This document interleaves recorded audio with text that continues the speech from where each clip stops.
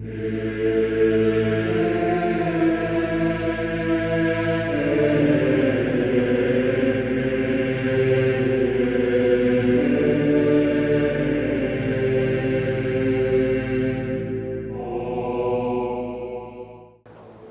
po sa ating program series, Speaking of Mary.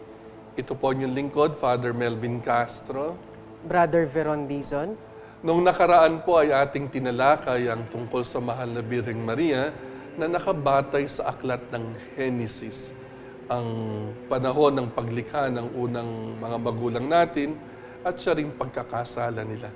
Tinalakay po natin ang binigay na mga singular graces sa mahal na Birhen sapagkat siya ang magiging ina ng manunubos. Ngayon po ay tunghayan natin ang katuparan nito sa bagong tipan. Sa aklat po ng Ebanghelyo ayon kay San Lucas, Kapitulo 1, versikulo 26 hanggang 27. Pakinggan po natin. And in the 6th month, the angel Gabriel was sent from God into a city of Galilee called Nazareth, to a virgin spoused to a man whose name was Joseph, of the house of David. And the virgin's name was Mary. Okay, doon muna po sa unang bersikulo na yan. Anghel. Sa Genesis chapter 3, ang huling karakter doon ay anghel. Nung pinalayas ng Panginoon si Adan at si Eva, para nga harangan ng posible nilang pagbalik at kumain naman dun sa isang puno, the tree of life, at magiging immortal sila, naglagay ang Panginoon ng anghel na may fiery sword para hindi sila makabalik. Ngayon, sa bagong tipan, sa katuparan ng pagbawi sa pagkakamali ni Adan at ni Eva, may anghel tayo. Angelos, sa wikang Griego po, ibig sabihin ay mensahero. Sa makatwid, ang mga anghel, angelos, pinapadala ng Panginoon dahil may mensahe. Ang dala nilang mensahe ay hindi mensahe ng sarili nila. Mensahe galing sa Diyos. Ano man ang sasabihin, natutunghayan natin, ni Arkanghel Gabriel, galing sa Diyos. Meron pa pong isang detalye na nadinig natin. To a virgin betrothed to a man named Joseph. Virgin ang ginamit na term ni San Hieronimo, Saint Jerome. Nung translate niya yan, ginamit niya na sa Latin yung virginas, coming from the Greek word na parthenos. Yun yung technical words natin ng virgin. Last time, nabanggit ni Brother Veron yung kay Prophet Isaiah, that a virgin. Actually, ang ginamit na word ay a young woman. Meron pong dalawang words for a virgin sa Sacred Scripture. The technical one is betula. Ito yung a woman who is a virgin. Pero pwedeng matanda na. Mawalang galang na po sa matatandang dalaga. Pero yung isa is ha-alma, a young woman. Sorry po, magiging franka lang ako.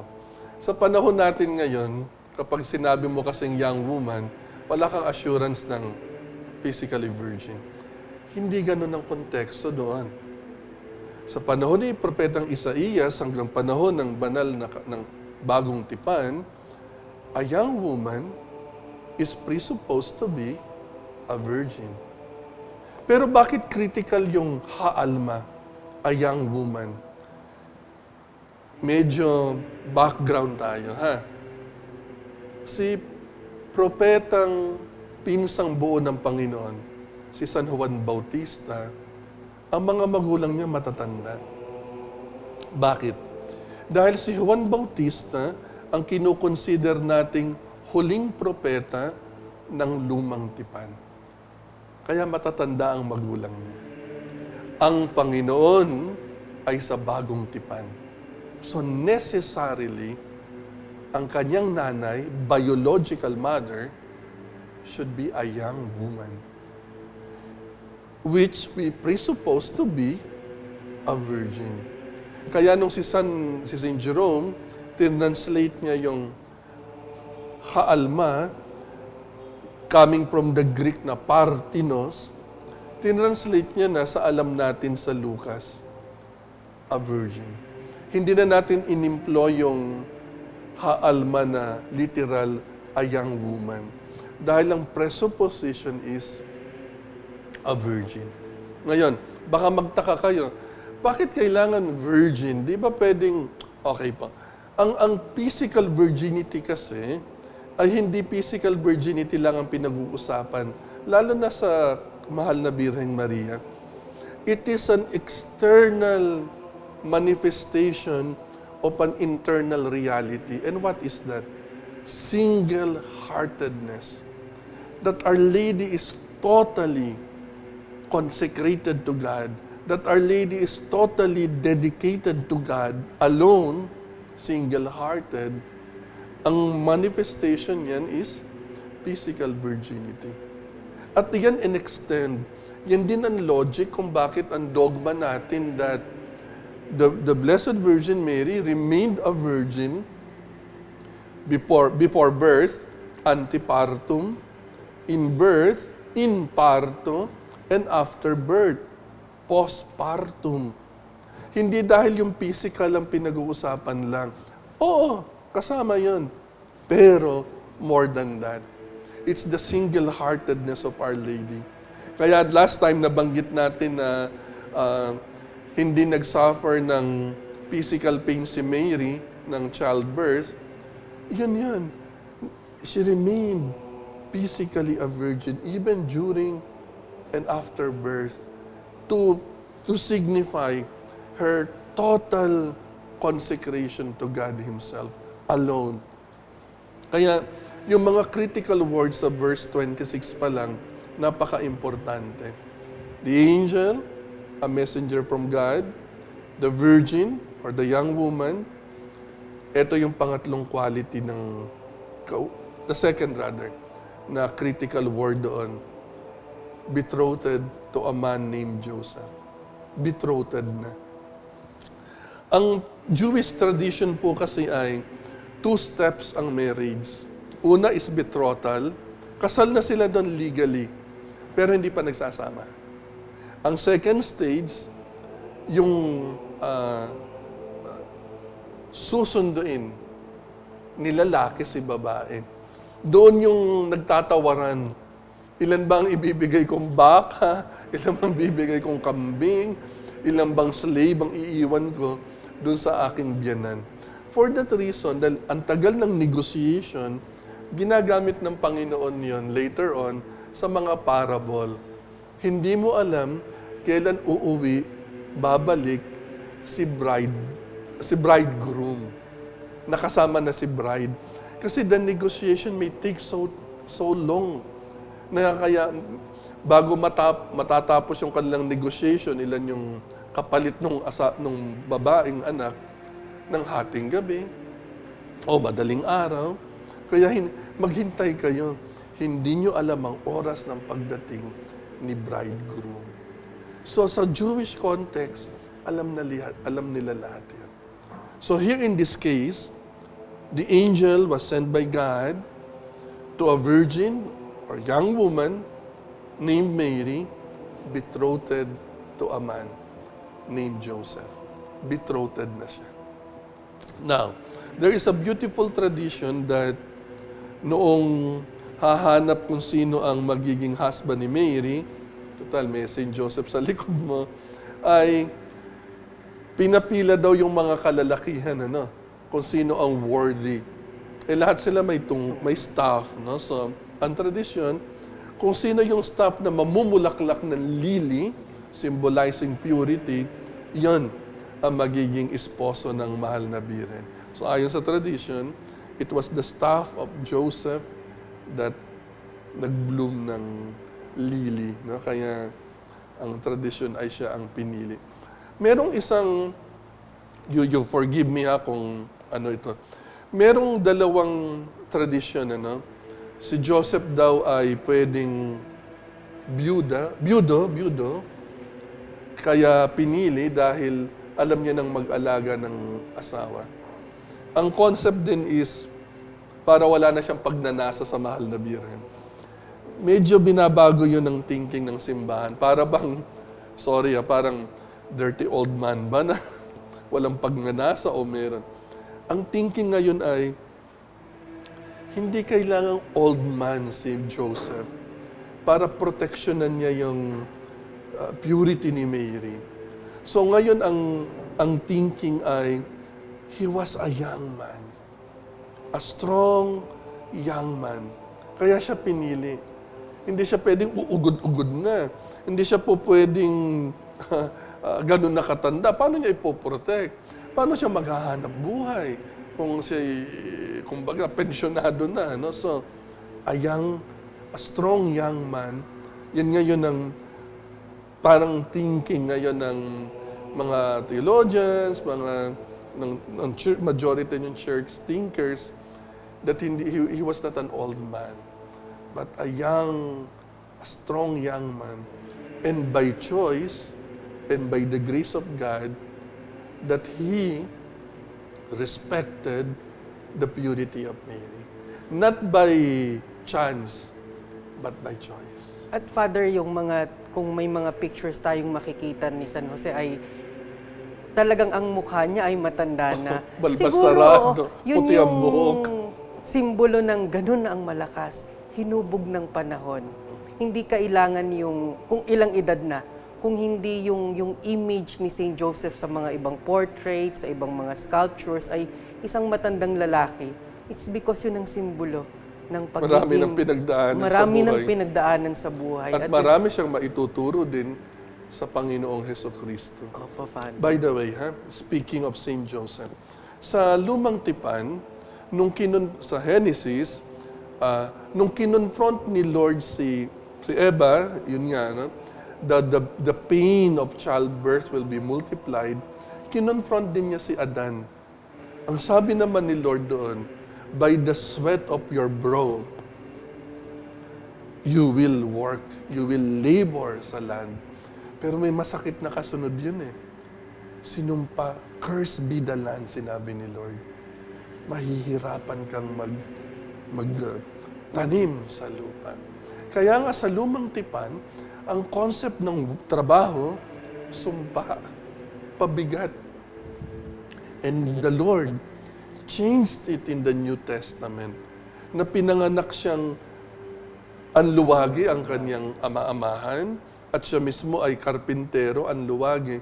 The Lord lifted the curse of work. Instead, it is a way of sanctification. Kaya nga ang simbahan natin, she proclaims that part and parcel of the dignity of man is work. At yun, Father, ang kapulungan ng mga obispo natin dito sa Pilipinas ay yung consecration kay San Jose ay for the year 2021. Ay ngayong May 1 to remind labor. us yung dignity ng trabaho. Hindi yan pabigat, hindi yan sumpa, kung hindi isang biyaya na pwedeng magpabanal sa bawat isa.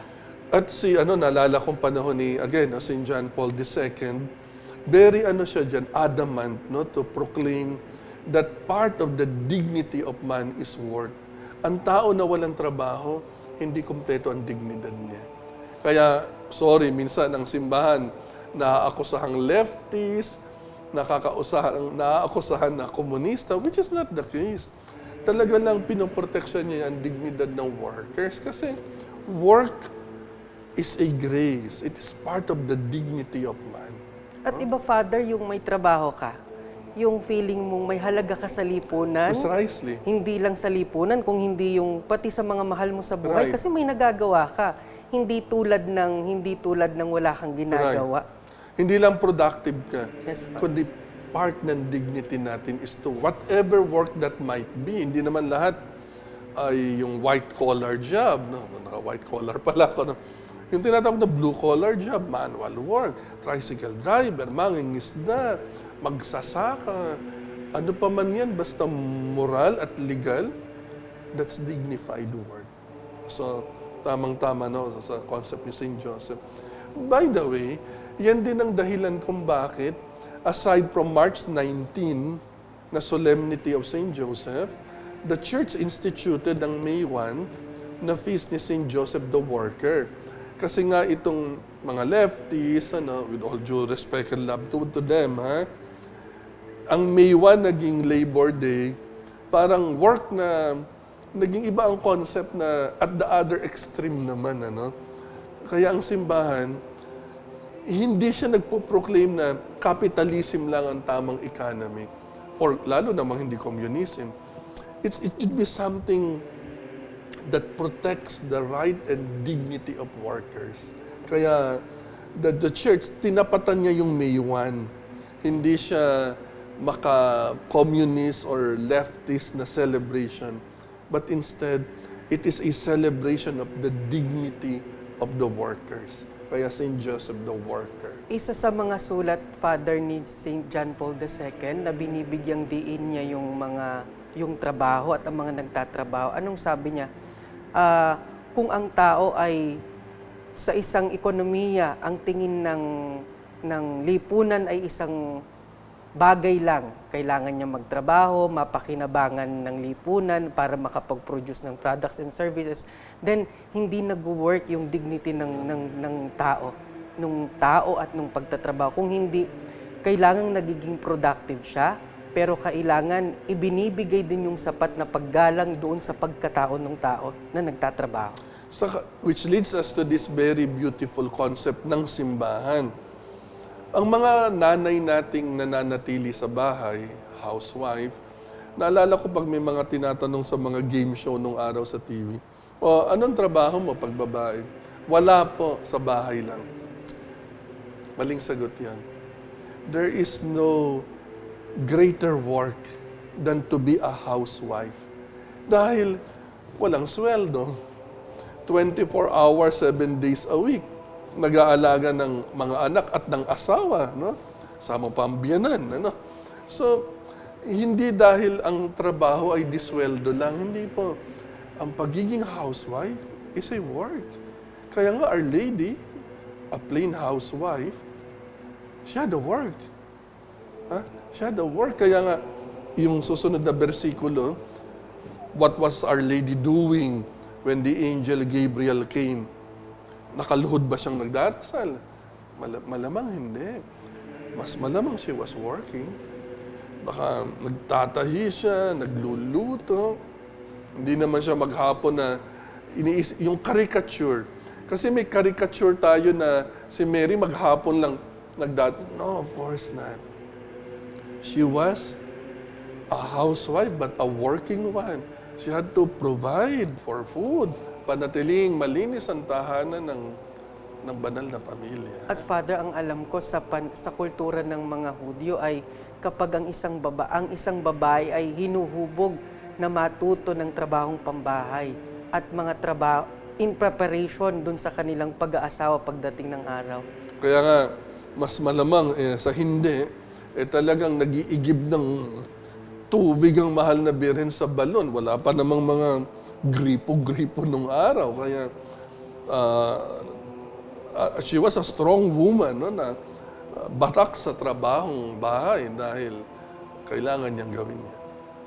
So, ngayon, pakinggan natin yung kasunod na bersikulo, Kapitulo 1, versikulo 27 ng Ebanghelyo ayon kay San Lucas. To a virgin spouse to a man whose name was Joseph of the house of David, and the virgin's name was Mary. Then the next verse natin, 28 na ba yan? Right? Yes, Father. And the angel being came in, said unto her, Hail, full of grace, the Lord is with thee. Blessed art thou among women. Okay. Napansin ninyo, sa verse 27 rather, binanggit ang pangalan ng woman, Mary. Pero nung dumating ang anghel, ang bati sa kanya ay, Hail, full of grace. Sa wikang Griego, kaire ke karitomine. Kaire is a greeting, parang salve sa Latin, pero sa Espanyol, ave rin, parang Latin. Then, full of grace. Ke karitomine. Ang root word noon ng Greek word na yun is charis. Kaya charismatic, charism, gift, grace. So, full of grace, tinawag siya ng anghel ke karitomene. Hindi siya tinawag na Mary. Critical again yung detail na yan. Lahat ng tinawag ng Panginoon with a special mission, pinapalitan ng pangalan. Abram, naging Abraham. Simon, naging Peter. Saul, naging Paul. Believe it or not, we just take it for granted. The name of Mary in the New Testament is yung mahaba na yun in Greek. Ke karitomene. Full of grace. Sa prayer na Ave Maria, ini-insert natin so as not to confuse. Hail Mary, full of grace. Sa Tagalog, medyo may problema tayo, no? Aba, Ginoong Maria. Saan ang galing yung aba? Ang joke ko nga dyan palagi, bakit yung anghel ang nagulat? Aba, di ba dapat ang magulat ang mahal na biren? Aba, sino ka? No? Ang speculation ko, nung tinranslate nila yung ave ng Latin at ng Espanyol, ginawa nilang literal. Aba, wala tayong V in victory nung araw eh. So, nag-imbento. Aba. Then yung Ginoo, wag kayo magugulat, sa Katagalugan po, kaya si Jose Rizal, may liham siya sa mga kababaihan ng Malolos, ang nakalagay doon ay pagbati sa mga ginoong dalaga ng Malolos. Ang Ginoo is a title of respect. Wala pang ginang na salita. No? Wala pa ring bini-bini. Kapag sinabing Ginoo, it's a parang sir, applicable to the lady. Lahat na yon. Malalaki, mababae, mamatanda, mabata. So, Ginoo.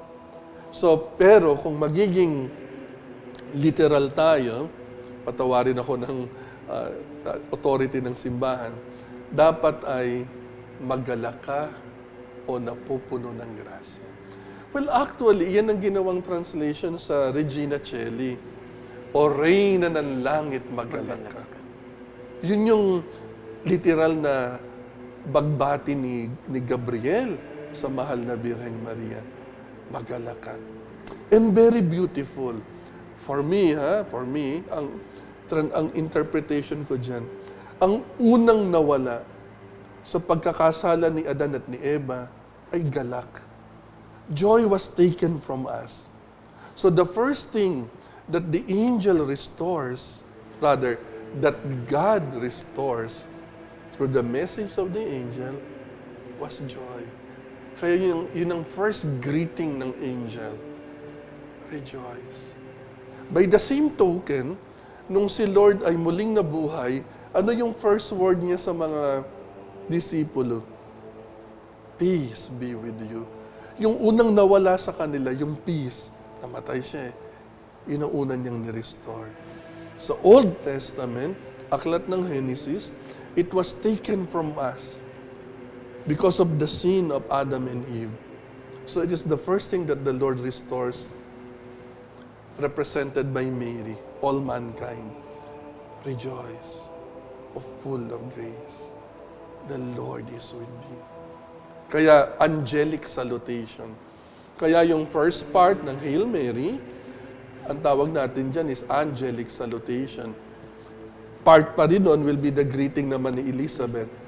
Blessed are you among women, and blessed is the fruit of thy womb.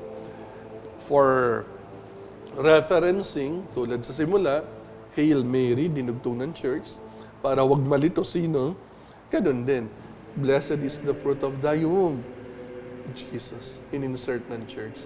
Then yung Holy Mary, compose na yan ng church. Yun, Father, kapag nagbibigay ako ng katisismo sa mga bata o yung mga at least nasa edad na, ganito pinapaliwanag ang Abaginoong Maria at yung pagpaparangal natin sa mahal na Birheng Maria. Sa doon sa dasal na Hail Mary, bakit siya full of grace? Yung susunod na linya, because the Lord was with her and is with her. Dahil doon, binati siya ni Elizabeth na kanyang pinsan, ikay pinagpala sa babaeng lahat, sapagkat siya ay napupuno ng Diyos. Right. At ang Diyos na yun yung biyayang taglay niya sa sinapupunan. Right, no? And again, it will remind us, no? Yung binanggit mong dala ng mahal na biren sa sinapupunan si Kristo. In the Old Testament, ang Ark of the Covenant, ando doon yung merong isang parang tapayan. Ang laman nun ay yung manna, yung kinakain nila sa umaga, bread from heaven, nung nasa disyerto sila. Ando doon yung 2 tablets of stone, the 10 Commandments, at yung staff ni Aaron. Ito yung staff na dinala ng magkapatid, ginawa nilang ahas, at ito rin yung staff na itinaas ni Moises to part the Red Sea. Ngayon, sa dasal natin ng Rosary, we refer to Mary as the Ark of the Covenant. Bakit ganon? Kasi literally, in the most blessed body of Mary, she became the ark, the bread from heaven. Nasa sinapupunan niya. And interestingly enough, because nothing is coincidence in God's plan, the Lord was born in Bethlehem, which means the house of bread. So dugtong-dugtong. The bread of angels in the womb of Mary, she gave birth to the Lord, the bread of heaven, in the house of bread, in Bethlehem. At Father, siya malamang para sa akin, siya yung nagkatawang 10 utos ng Diyos. Right. The incarnated 10 Commandments. The fulfillment both of the law and the prophecies. Kaya nga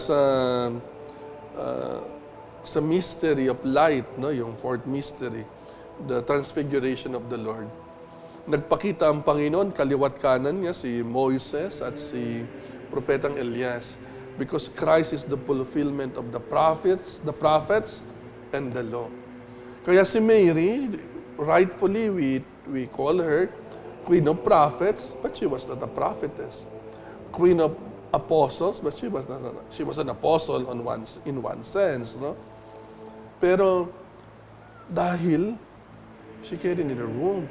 Ang sabi pa ni San Agustin, which is very beautiful, is that even before Our Lady conceived the Lord in her womb, sabi ni St. Augustine, she first conceived Him in her heart. Yan ang katauhan ni Mary. Kaya wag nating isipin na para lang siyang physical na sisidlan. Ano? Yung ginagawa ngayong modern time, di ba? Yung anong tawag doon na kapag hindi pwedeng magbuntis si babae, hahanap sila ng surrogate mothers, no? Kukuha sila ng sarili nilang egg and sperm cell, sa laboratory ay i-develop mo, and then gawin mong ovum, pero ibang sinapupunan. Hindi ganon. Hindi ganon ang case ni Mother Mary na parang pinaglagyan lang siya ng ovum para manganak. No. She was chosen. Before time, literally. Wala pang sense of time nun, Adan at Eva.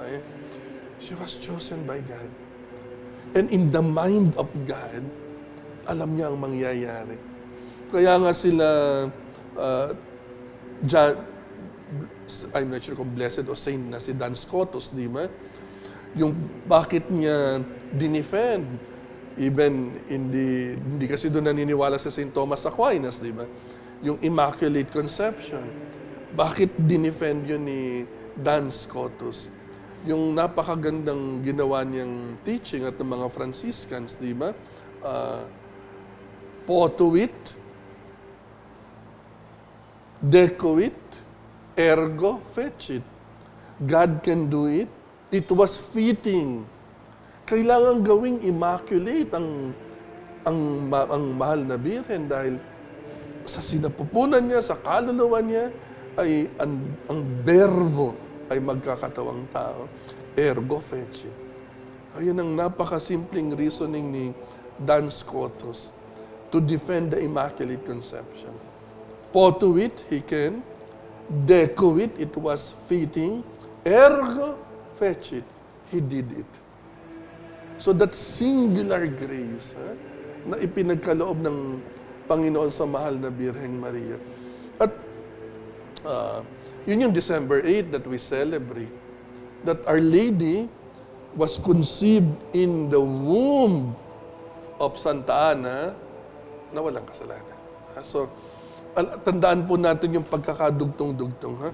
Genesis, the promise of the woman. Lucas, Annunciation, the fulfillment. And slowly, as we go on with our series, we will come to appreciate all the more the sacred scripture revealing to us, slowly but surely, the woman promised by God. Muli po ito ang inyong naging mga kasamaan sa palatuntunang ito, Father Melvin Castro. Brother Veron. Salamat po ng marami sa inyo. Hanggang sa susunod po, sama-sama tayo muli sa ating palatuntunang Speaking of Mary.